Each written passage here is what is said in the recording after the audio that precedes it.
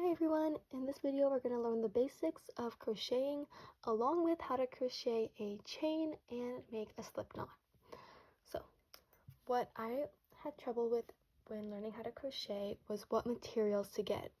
And the big thing you want to do is get yarn that is easy to work with.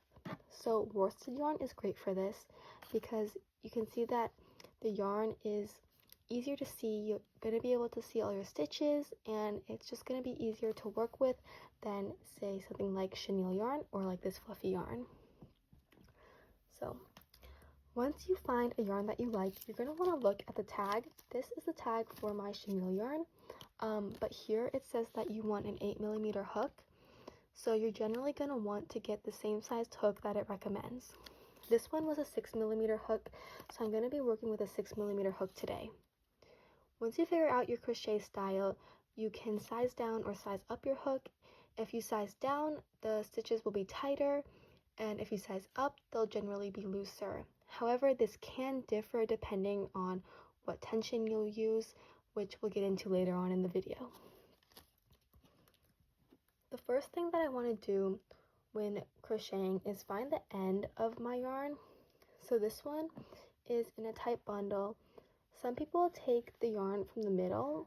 It's kind of hard to see, but I just take it from the side. I think it's easier. You do have to move around the skein a bit more when crocheting, but it's just easier to find the end that way, so just take it from the outside. And then you'll get your end like this. I'm going to be working with the worsted yarn today, which is my purple one over here. But what I want to do is I'm going to figure out how to hold it first. What I like to do is I take my 3 fingers on the bottom here, and I hold my hands like this. I'm going to wrap around the end of the yarn over my pointer finger, and I'm going to grab onto the tail with my middle finger and my thumb. It's going to create this sort of A shape, and I'm going to take my hook. I want the hook part to be facing down, so that way I can easily grab onto yarn. And what I'm going to do now is I'm going to bring the hook underneath, so that way it looks like this. And I'm going to turn the hook clockwise or counterclockwise.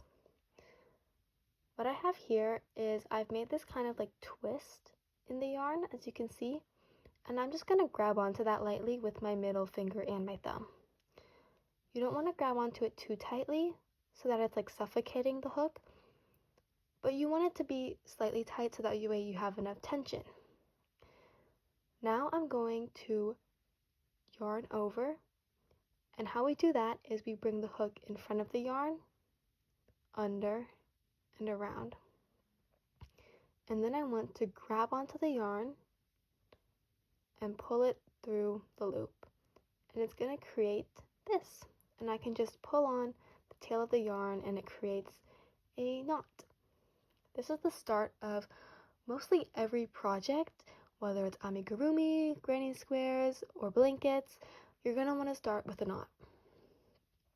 Now I like to hold on to the end of my project with my middle finger and my thumb. These two are the ones that are going to keep everything stabilized and make sure that my project doesn't go all haywire. Okay, what we talked about before was tension, and that's going to be how tightly you hold on to your yarn. So if I have higher tension, I'm going to hold on tighter, especially with my ring finger and my pinky. Those are my 2 fingers that are really holding on the tightest with my yarn. So those are the ones that are going to be determining how much tension I use. Next, we're going to learn how to make a chain. So a chain is going to look like this. Okay, I'm going to break it down step by step. It is very similar to what we just did with the knot. We're going to bring our hook in front of the yarn and around. And then we're just going to pull through. And then I have a chain, and it's going to create this kind of loop shape here. And if you want to tighten it, just pull on the yarn, or you can loosen it. So just kind of play around with it, see how tight you want it, and just like get a feel of what you're doing. we're going to do that again. So to make a chain, we're going to bring our hook forward, under, and pull through. Forward, under, pull through. And we're going to do that over and over again until you just really get the hang of it. This is called yarning over, and you can see this because when you make this motion before pulling through, the yarn is going to go over the hook. So we're just pulling through, and we're going to create these nice little chain-like pieces. If you find that you mess up and you want to redo it, just take the hook out of the yarn and lightly pull the yarn, and it'll undo that chain as you just saw. You want to make sure that you don't pull it out too much, because otherwise you will run the risk of unraveling your entire project, and you don't want that. Okay, so I'm just going to put the hook back through right here, and then just go in front, under, and pull through. And as you can see, it's going to create these little like V shapes on this side. However, the other side, we're going to have little like vertical lines that connect them, and that is the side that we do not want to work into. If you do work into that side, it's no big deal, just undo it as I showed earlier, but we just kind of want to be conscious about that early on. Okay, just go over, in front, under, and pull through, and that is yarning over.